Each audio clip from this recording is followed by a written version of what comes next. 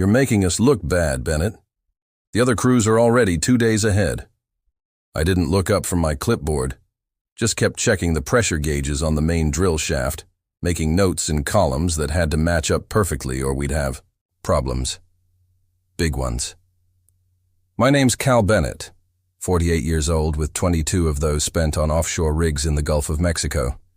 I was the senior safety inspector for Raven Rest Platform 6, 50 Balasmai off the coast of Galveston. The kind of place where mistakes don't just cost money, they cost lives. Chase Darnell stood there in his spotless coveralls, arms crossed, waiting for me to acknowledge him. He'd been our rig supervisor for exactly 3 weeks. Young guy, maybe 35. The Houston office sent him out with buzzwords like production efficiency and operational streamlining. I'd seen his type before. These secondary valve assemblies are showing irregular pressure patterns, I said, still not looking up. Need to run a full diagnostic before the night crew takes over. Jesus Christ, Chase muttered. That'll take 4 hours. We're already behind schedule. Yep. He stepped closer, lowering his voice, even though the thundering machinery around us would have drowned out a shotgun blast. Look, I get that you're the old hand here, but corporate's breathing down my neck about output. We need to be pumping, not checking and rechecking equipment that was serviced last month. I finally looked up at him. His clean-shaven face was already developing the weathered look that the salt air gives you out here. But his eyes still had that mainland gleam. Someone who thought of this rig as numbers on a spreadsheet, not as the metal island where 16 men slept at night. The primary coupling's showing wear patterns it shouldn't have after just 4 weeks. I said either the replacement parts aren't up to spec or someone's been pushing the system past tolerances when I'm off shift. Or maybe the equipment's fine and you're being overly cautious. Chase said, I've been going through your logs. You file more safety reports than the other 3 platforms combined. I tucked my clipboard under my arm. That's so? Yeah, that's so. And I've got to wonder if that's because this rig has more problems or because you're creating paperwork to justify your position. I just nodded like I was considering his words carefully, but something in my gut tightened. I'd been feeling it for weeks now, that slow building pressure that tells you something's wrong before the gauges do. I'll have the report on your desk by end of shift, I said, turning back to the valves. Make it quick, he said. We've got drilling targets to hit. He walked away, and I watched him go. The pit in my stomach grew deeper. I came up through the ranks the old way. Started as a roughneck when I was 26. After 5 years in the Navy taught me how machines worked and how they failed. Back then, the Gulf was like the Wild West. Companies cutting corners, men losing fingers, or worse. My 3rd year, I watched a pressure valve blow on an adjacent platform. The explosion killed 3 men. One of them had shown me pictures of his newborn daughter the night before. After that, I got religious about safety protocols, studied every manual, took night classes in mechanical engineering, worked my way up to equipment specialist, then safety officer. Got a reputation as the guy who wouldn't sign off on drilling until everything checked out. Some crews hated me for it at first until they realized I was protecting their lives more than the company's equipment. My ex-wife, Vanessa, never understood why I turned down promotions to management positions on shore. You could wear a tie, have weekends off, she'd say, but she didn't get that I needed to be on the platforms, eyes on the machinery, can't inspect a drill bit from a desk in Houston. When she left 8 years ago, she said it was because of the 14-day rotations away from home. But I knew it was really because even when I was home, my mind was often still offshore thinking about procedure adjustments or maintenance schedules. Some men are built for family life. I was built for keeping other men alive. 2 months before Chase showed up, I started noticing changes. New equipment arriving with inspection certificates, but no actual inspection marks. Maintenance logs with signatures but no detailed notes. Supply orders getting altered after I submitted them. Cheaper parts substituted. I brought it up with my old supervisor, Gary Hamilton. Budget cuts, he explained with a grimace. Corporate. Squeezing every platform since the price drop last year. These aren't places to cut, I said. We're talking core safety equipment. Gary just shook his head. I've pushed back, Cal. Got nowhere. They're bringing in some new blood to optimize operations. That's the exact phrase they used. 2 weeks later, Gary was gone. Offered early retirement. The crew threw him a goodbye party in the Missal. He pulled me aside before boarding the helicopter. Watch yourself, Cal, he said quietly. They're looking for people who will sign off on their changes, not question them. I nodded. I know. He gripped my shoulder. Document everything. Every shortcut, every substitution, build a record. I took his advice to heart, though I didn't yet know how important it would become. The morning it all came to a head, I was running. Checks on the blowout pre, the massive set of valves designed to seal the wellbore if pressure control was lost. Last line of defense against a catastrophic failure, the kind that had killed 11 men and spilled millions of barrels of oil in 2010, just 100 miles from where I was standing. My assistant, Jason Parker, was helping me run the diagnostic sequence when I noticed it. The hydraulic fluid levels were low, too low, and the fluid that was there had particulate contamination. Tiny metal shavings that shouldn't be there, indicating internal wear. This has been serviced, right? I asked Jason, though I already knew the answer from the maintenance log I'd reviewed. Yes, sir, he said. Last week, while you were on shore, Mr. Darnell signed off on it personally. I felt a cold weight settle in my stomach. A supervisor signing off on mechanical work was unusual, almost unheard of. Go get me the replacement parts inventory, I said quietly. The ones checked out for this service. Jason returned 15 minutes later with the inventory sheet. One glance told me everything. They'd used aftermarket parts, cheaper unauthorized components that didn't meet the manufacturer's specifications, the kind of corner cutting that would save thousands in the short term, but could cost millions in lives if things went wrong. I took photographs with my phone, added them to the file I'd been building for months, then I called for a full testing shutdown of the BOP system. Within an hour, Chase stormed into the testing area. "What the hell is this?" he demanded. "We're in the middle of a drilling sequence." "Blowout pre isn't functioning properly," I said evenly. "We need to replace components and run a full re-certification," he spat. "It was just serviced. I signed off on it myself." "Yeah." I nodded. "That's part of the problem." His face flushed. "Meaning what?"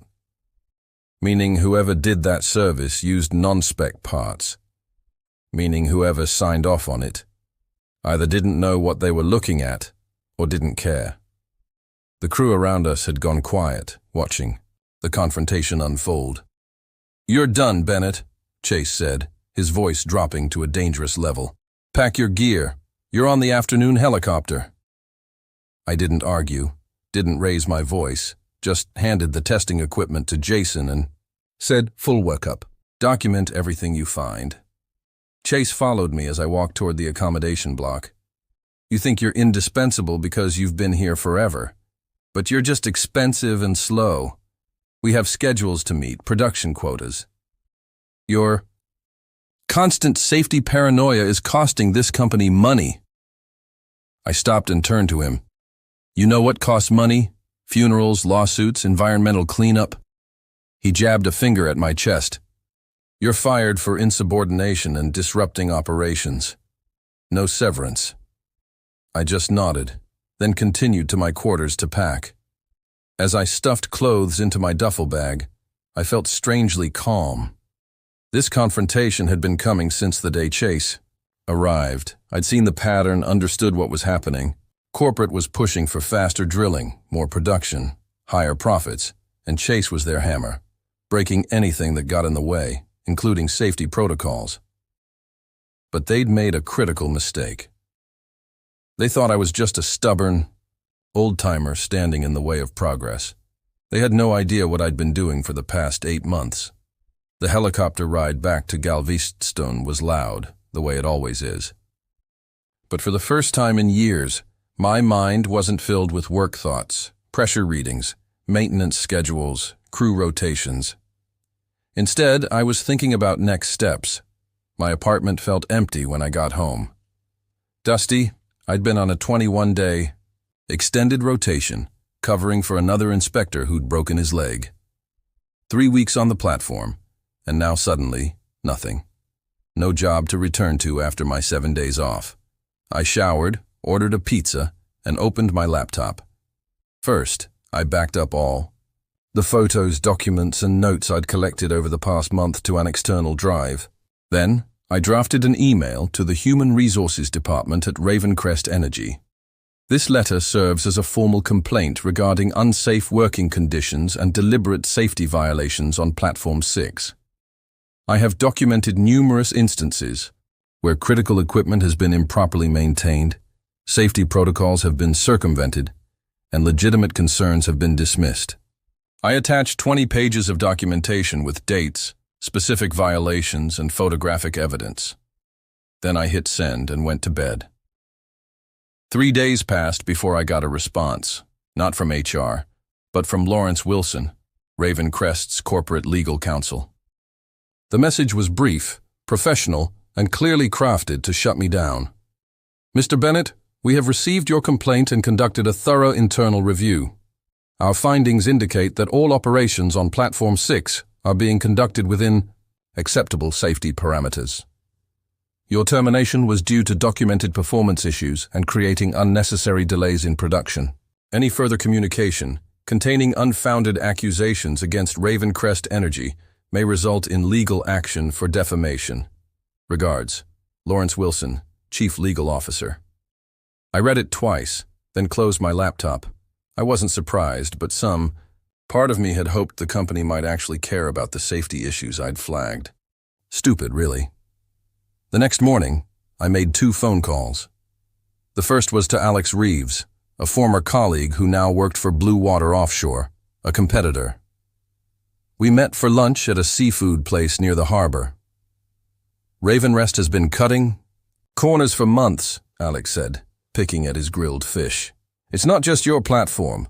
They're under pressure from shareholders after that dry well they hit last quarter. Stock's down 18%. They're going to get someone killed, I said. Alex nodded.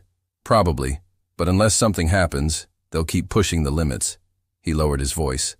Look, Cal, we might have a position opening up next month. Senior Safety Specialist. Not quite what you were doing, but thanks, I said. But I think I need to see this through first. My second call was to the regional office of the Bureau of Safety and Environmental Enforcement.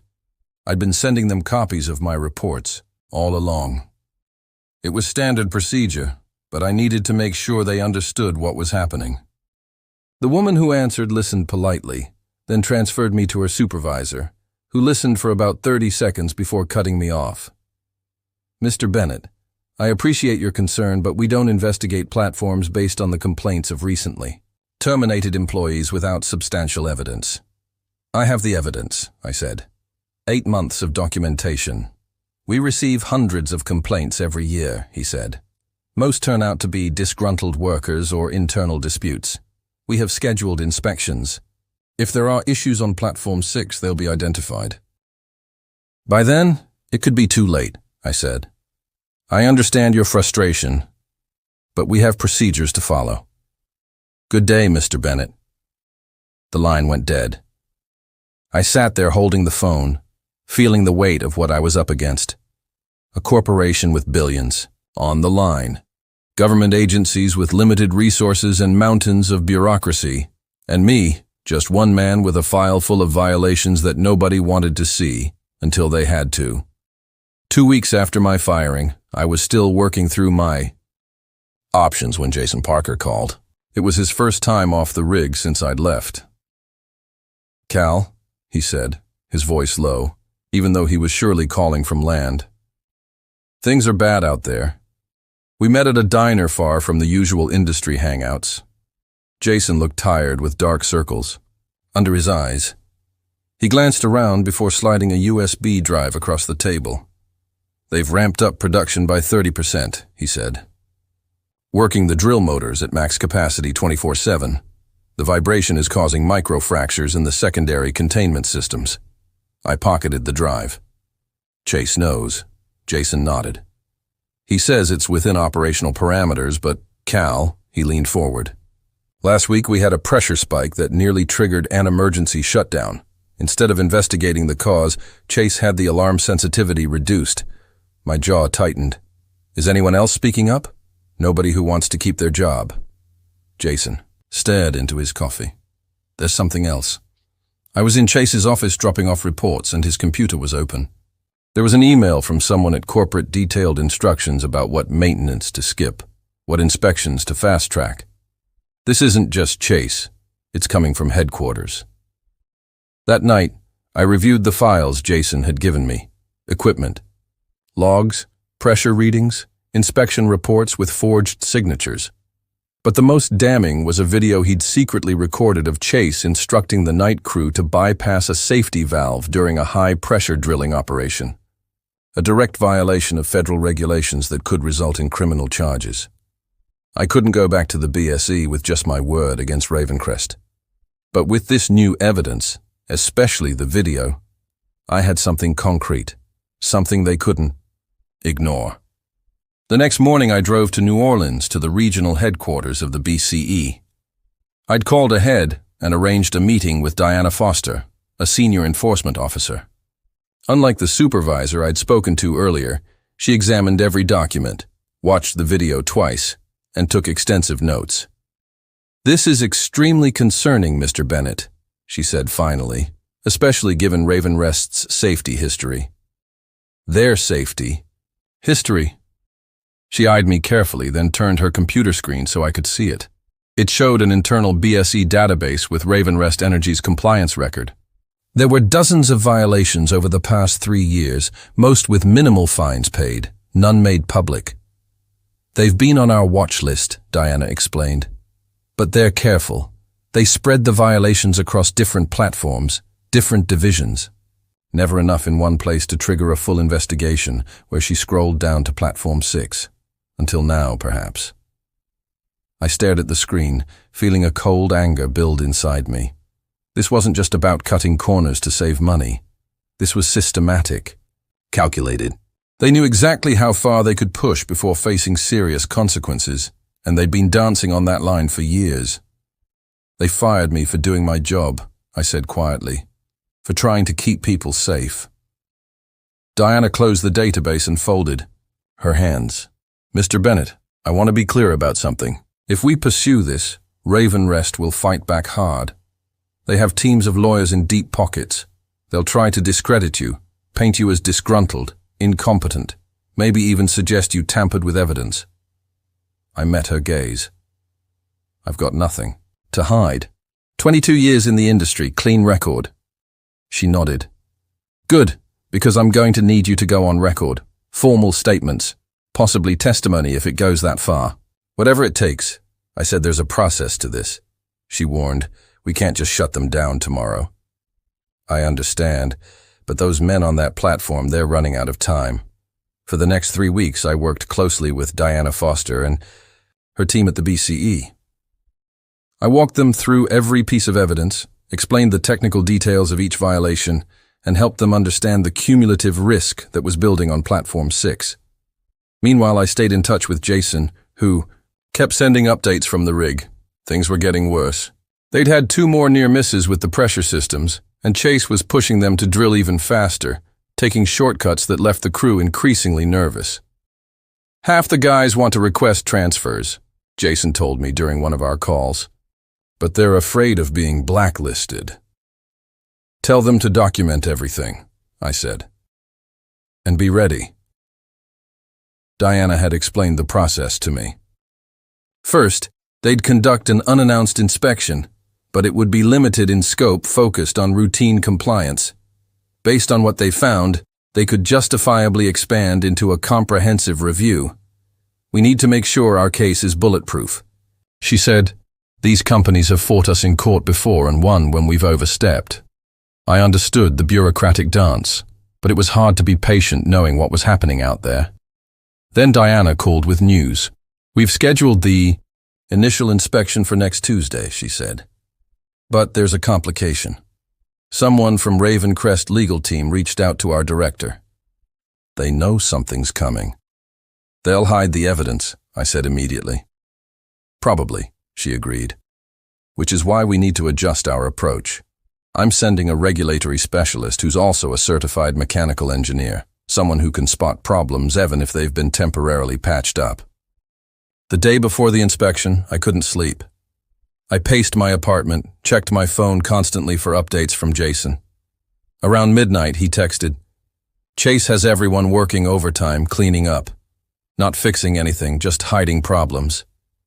I forwarded the message to Diana, who responded immediately. Expected. Our team is prepared. The inspection team flew out to Platform 6 early Tuesday morning. By procedure, I wasn't allowed to join them or have direct contact during the inspection. So, I waited in Diana's office, reviewing documentation and preparing for whatever they found. Hours passed. The team was supposed to return by 3 p.m., but at 4:30, there was still no word. My phone buzzed. A text from an unknown number. Bao P. Failed test. Inspector extending review. Chase going ballistic. Had to be from Jason or someone else on the crew. I showed Diana, who nodded grimly. That's Anoni's focus area blowout preventors. If he's extending the review, he found something significant. At 6:12 p.m., Diana's phone rang. She listened for several minutes, asking occasional questions while I tried to interpret her expression. When she hung up, she looked at me with grim satisfaction. They found enough for a Level 3 review. Multiple serious violations, including the compromised BOP system you flagged. Anthony said it would have failed catastrophically under genuine emergency conditions. What happens now? We're shutting down drilling operations as of tomorrow morning. She said, full regulatory intervention. Every system will be inspected, every maintenance log reviewed, every part tested. I let out a long breath. And Chase. Anthony said he was belligerent during the inspection, tried to prevent them from testing certain systems, claimed they were recently certified. That behavior alone triggers additional scrutiny. She gathered her papers. This is just the beginning.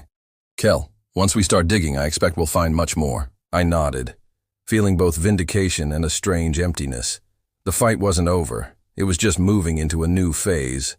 But for the first time in months, I felt like I'd done what I was supposed to do, what I was trained to do. Protect the men. On that rig, even when nobody else would. The full regulatory intervention lasted 4 weeks. Every day brought new revelations. Falsified maintenance records, substandard replacement parts, disabled alarms, unauthorized modifications to critical safety systems. The BSE inspectors found over 78 serious violations, more than they'd ever documented on a single platform. I was called in repeatedly to provide context and technical expertise. Each time I walked into the BCE offices, I passed lawyers from Ravenrest Energy, their faces growing grimmer by the day. Twice I saw Chase Darnell in the waiting area. He wouldn't meet my eyes. Diana kept me updated on the findings and the escalating consequences. We've issued daily fines of $1.2 million for continued non-compliance, she told me one afternoon. And we've expanded the investigation to 3 other Ravencrest platforms based on what we found. Thestery hit the industry press first, then national news. Major safety violations shut down Gulf Oil platform. Ravencrest stock plunged as investors panicked about potential liabilities and regulatory actions across their operations. Then came the day of the formal hearing. The Department of the Interior had convened a special panel to review the BCE's findings and determine final penalties. The room was packed with government officials, industry representatives, and media. I sat quietly in the back, watching as Diana and her team presented their evidence. Projection screens showed the deteriorated equipment, the bypassed safety systems, the falsified documentation. Then they played Jason's video of Chase explicitly instructing the crew to ignore safety protocols. The chairman of the panel asked, "Where did this video come from?" Diana looked back at me, then answered, "A crew member who was concerned about safety violations, one of several who have provided evidence." Chase, sitting with the Ravencrest legal team, turned and finally saw me. The blood drained from his face as understanding dawned. He whispered urgently to the lawyer beside him, who just shook his head. Too late. Much too late. The panel's decision was unanimous. Maximum penalties on all violations, mandatory supervised reconstruction of all safety systems, and a criminal referral for the most egregious breaches of federal safety regulations. Raven Crest Platform 6 would remain shut down indefinitely. 3 months after the hearing, I stood on the deck of the Blue Water Horizon platform, watching a helicopter approach through the morning haze. The rotors kicked up spray as it descended onto the helipad, and a group of men in bright safety vests ducked out beneath the blades. New trainees for our safety program, my program. After the Raven Crest incident made headlines, job offers had come in from across the industry. But Alex Reeves at Blue Water had made the most interesting proposal: build a new safety compliance division from the ground up with me as director. Total authority over inspection protocols, maintenance standards, and training. The industry spooked, Alex had said. Nobody wants to be the next Raven Rest. We're turning safety from a cost center into a selling point with clients and regulators. I'd taken the job on one condition: I could bring in my own team. Jason Parker was my first hire, followed by 4 other crew members from Platform 6 who'd been quietly supporting my documentation efforts all along. The trainees gathered in the orientation room, and I stepped to the front. No PowerPoint, no fancy presentation, just hard-earned knowledge. My name's Cal Bennett. For 22 years, I've worked these platforms, seen good operations and bad ones. The UI difference isn't usually equipment or technology. It's people willing to speak up when something's not right. I saw recognition dawn on a few faces. They'd heard about Raven Rest, about the whistleblower who'd brought down a corner-cutting operation. Chase Darnell got 8 months in a minimum security prison. I continued. Raven Crest Energy paid over $200 million in fines and still hasn't reopened. Platform 6. All because they thought safety protocols were just red tape. I looked at each of them in turn. Out here, there are no small mistakes. You're the last line of defense for yourselves, for your crew, for the Gulf. Never forget that. As I spoke, I felt a weight lift that I hadn't even realized I'd been carrying. Not the burden of responsibility. I'd carry that willingly for the rest of my career. But the weight of fighting alone. Now I had a crew, a mission, and the authority to make it matter.